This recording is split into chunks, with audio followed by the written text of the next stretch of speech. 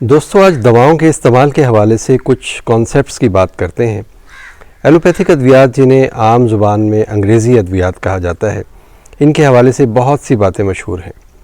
چونکہ دواؤں کے علم کے حوالے سے فارماکولوجی وہ واحد سبجیکٹ ہے جو ہمیں اس بارے میں بہتر بتا سکتا ہے، اور یہ سبجیکٹ میری اسپیشلٹی میں بھی ہے، تو میرا خیال ہے کہ دواؤں کے حوالوں سے جو باتیں مشہور ہیں، جو مس کنسیپشنز ہیں، ان کو آج کلیئر کر لیتے ہیں۔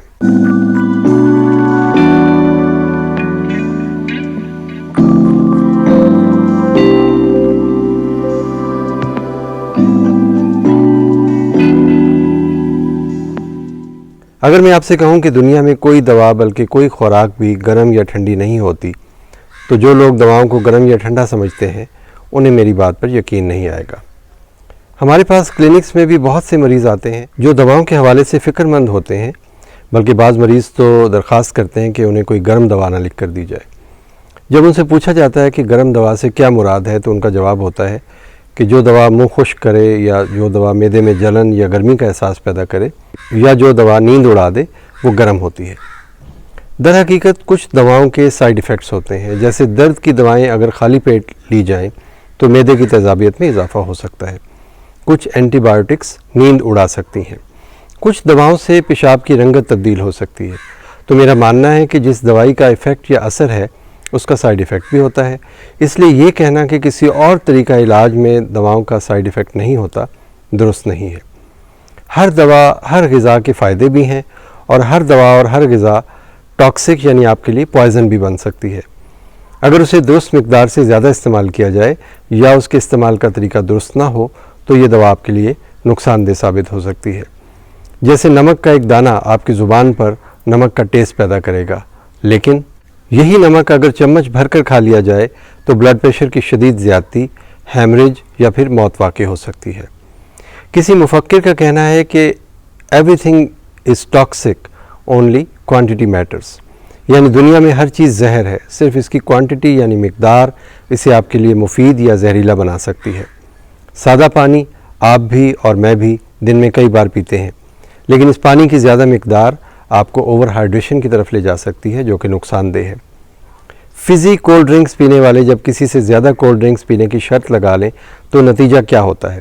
اخبارات میں آپ نے ایسی خبریں پڑھی ہوں گی۔ ایلوپیتھک سسٹم میں موجود ادویات ہٹ اینڈ ٹرائل میتھڈ پر معرض وجود میں نہیں آتی، بلکہ کسی بھی دوا کو مریضوں کے استعمال سے پہلے مختلف ٹرائلز سے گزارا جاتا ہے، اور بعض اوقات یہ ٹرائلز کئی سالوں پر محیط ہوتے ہیں۔ ریسرچ پیپرز شائع کیے جاتے ہیں، دواؤں کو ٹرائلز کے مختلف فیزز سے گزارا جاتا ہے، تب کہیں جا کر ٹیکسٹ بکس وغیرہ میں یہ دوائیں شائع کی جاتی ہیں، یا انہیں فارماکوپیا کا حصہ بنایا جاتا ہے۔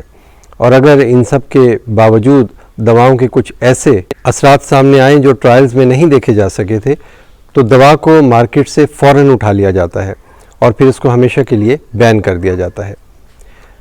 دوسرے، ایلوپیتھک ادویات کی ڈوز فکس باڈی ویٹ کے حساب سے ہوتی ہے۔ چھوٹے بچوں کے لیے ادویات کو ہمیشہ ان کے وزن کے حساب سے لکھا جاتا ہے۔ سیرپ کے 5 ml کے چمچ میں اگر 100 ملی گرام یا 250 ملی گرام دوا موجود ہے تو وہ اتنی ہی ہوگی، کم یا زیادہ نہیں ہوگی۔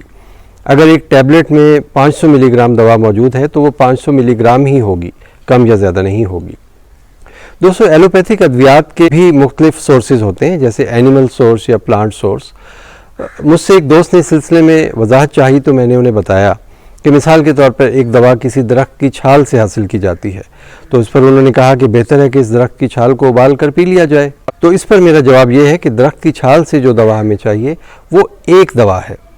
ایلوپیتھی اس دوا کو الگ کر کے مخصوص کوانٹٹی میں وزن کر کے ٹیبلٹ یا کیپسول کی شکل دیتی ہے، جبکہ پوری چھال کو اگر ابال کر پیا جائے تو بے شمار دوسری ادویات جو اس چھال میں موجود ہیں اور ہمیں ان کی ضرورت نہیں ہے، اس کے ساتھ ہمارے جسم کا حصہ بن جائیں گی، اور شاید آپس میں مل کر کوئی ٹاکسک ایفیکٹ بھی پیدا کر دیں۔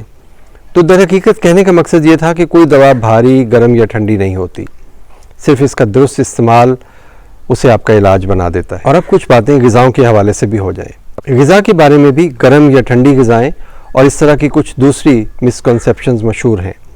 ہماری غذا میں پروٹین، فیٹس اور کاربوہائیڈریٹس ہوتے ہیں، اور ان میں سے ہر غذا کی اپنی ایک کیلورک ویلیو، یعنی یوں سمجھ لیجئے کہ ہر غذا کے اندر مخصوص انرجی موجود ہوتی ہے، جو کسی غذا میں کم اور کسی غذا میں زیادہ ہوتی ہے۔ مثال کے طور پر اگر انڈے میں کیلوریز یعنی انرجی کی مقدار زیادہ ہے اور روٹی کے ایک ٹکڑے میں کم ہے تو اس کا یہ مطلب نہیں کہ انڈا گرم غذا ہے اور روٹی ٹھنڈی غذا ہے۔ روٹی کے ٹکڑوں کو بھی اگر اتنی ہی مقدار میں کھا لیا جائے اور کیلوریز کی تعداد پوری کر لی جائے جتنی ایک انڈے میں ہوتی ہیں تو کیا ہم یہ بھی کہیں گے کہ روٹی بھی گرم غذا ہے؟